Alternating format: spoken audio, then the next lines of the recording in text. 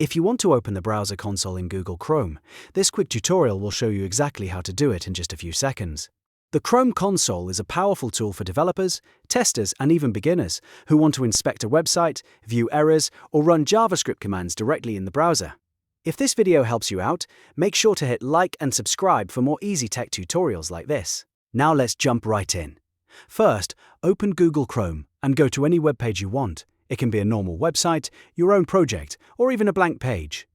Once the page is open, right-click anywhere on the page. You should see a menu appear with several options. From that menu, click Inspect. This will open Chrome's Developer Tools panel, usually on the side or bottom of your browser window.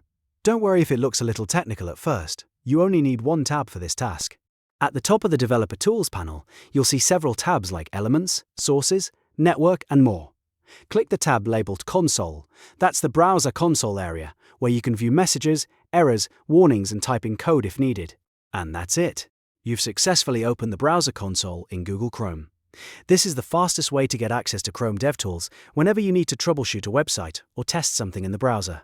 If this tutorial helped, please give it a like, subscribe for more simple guides, and I'll see you in the next one.